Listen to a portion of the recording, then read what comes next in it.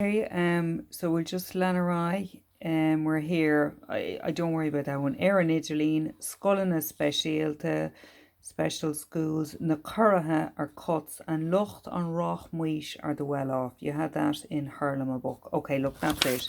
Let's Lanarei the show, and then tomorrow we'll talk about where we are in the story or in the drama and any questions you have, and we'll go on with a small bit.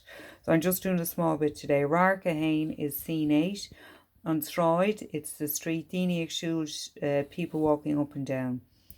So Sketron Solis there Manu, the light shines on this respectable woman. So we're back into the scene of the court case, the courtroom.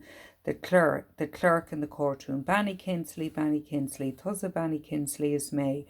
A cod chuige seo, and so what? Cuirtú fógar an nuachtán. You put an advert in the paper, a churanúil, stating you wanted a Colleen Imshire maid. Ní Colleen Imshire dúirt mé cúntóir tíos a housekeeper. Ní mín le hain din a Colleen Imshire horta, they don't want to be called a maid. Okay, so this is the attorney, the lawyer asking this lady who ended up hiring Moira. Honey Colleen Kirstock, a girl came looking for the job. Honig Dancy Shishtak a Cown Raw. She stayed in the house for 3 months. Don, on Shin Hook to Rodagan Fidera, you noticed. Hook to Fidera, you noticed. Gorauti Umper Clina is a word, it's the Irish for pregnant, carrying family. Galav Norach and embarrassed. Dare to call two hooks in, you say it so crudely. Hug to Fridara Gorev she Trum, you noticed she was heavy hug. Agus for to Dundee, you got her refuge or shelter at Chach Torman in the house of shelter. Okay, that would be like one of the mother and baby homes. Okay, 4. So she wanted to get rid of her as soon as she found out she was pregnant because of the shame she'd have brought to her family. Goreb Mahagot, Kevade Dina Clina Atart, how many is in your family? Kuiger. Louis to Voger, did you say in the notice that you had 5 children?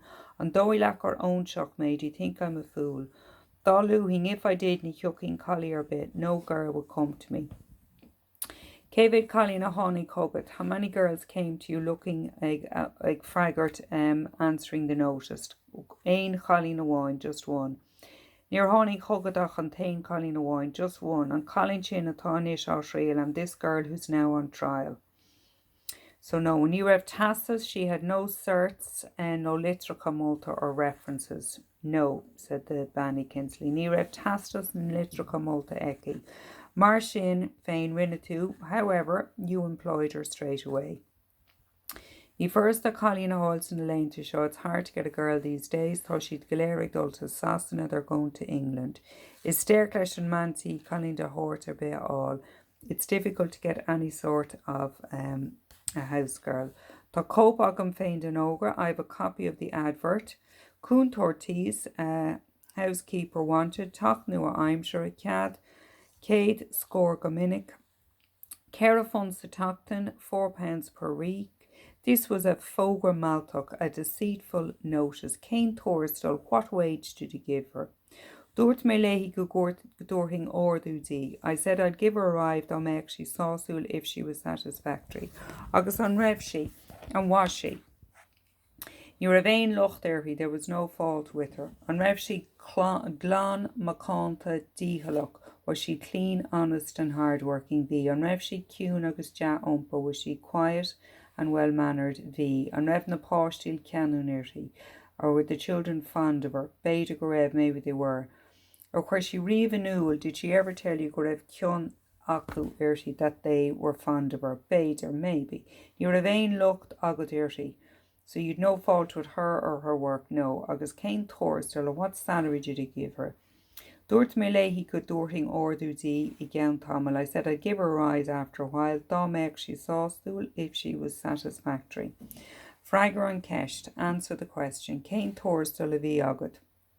What salary did you give her? De a gá fund, £2.10 in the week, per week. Okay, death fund is death shillings. The Tachtan Kegur Haring to Kerry funds an over, even though you offer 10 or £4 in the advert. Hurhi go mention the Colleen avec train also ilse. I would give that amount to a girl who was properly trained. The Colleen make tastas, a girl who had certs. Ach ní raibh litter not tastas ag an galing sin. She'd no letter or cert. Cardavis dom nagar carpoki. How did I didn't know she could have been a criminal? Ní raibh is agat nagar carpoki. Martin, you didn't know that she was a criminal, but you employed her. Rinne tú ia ostu. Is stacker cara all the high in the kitchen. It's hard to get work, kitchen work. Go more van me lanny nogas to talk, especially if there's young children in the house. Ní féidir le duine bheith mion clúiseach na léanta seo. So we can't be too careful these days. Bhí sé gobardit, she was working diligently ar fa 3V for 3 months agus an sin hugtú bóhardí you got rid of her. Cain lies to be agam what cured I? Thought clan inni nagam. I was a family of daughters, ni 18 year ago. I couldn't let her stay in Whale Codrov and I couldn't let ni 18 either ogle. I couldn't let them stay with in that sort of company. She couldn't let her daughter stay with the company of a pregnant and unmarried girl. Cada Derek na course, now what would the neighbours say? Cada Derek na Colleen Eller school. What would the girls say at school? Cada Derek na Manorial, what would the nuns say? Dort tu lomo of you said nach reba is aga that you didn't know agus tu us do when you employed her naga carpoke that she wasn't a criminal, but chomalat you didn't care. But chomalat cadragave at the claninin na carpok. A colugas afford to amak as soon as you found out that she was pregnant, hooked to and boherty, you got rid of her. Tama quite kind to casa agat, you're twisting my talk. Nilain ches ella agam, I have no other question for you. An fear go hug to an boherty, is it true you got rid of her? Colu agus afford to amak revsi comfort clina. Hug me fogur shachtanadi, I gave her a week's notice. I spoke to one of my friends about her. Agus fort the chara oidsti, and your friend got her a place at Chalk Torman in the refuge house for Gerald Magot. Okay, so I'm going to stop there, lads. I need you to have gone back over. This is the 3rd video that I've given you. Okay, I need you to go back over those videos for tomorrow for the live class. Slán.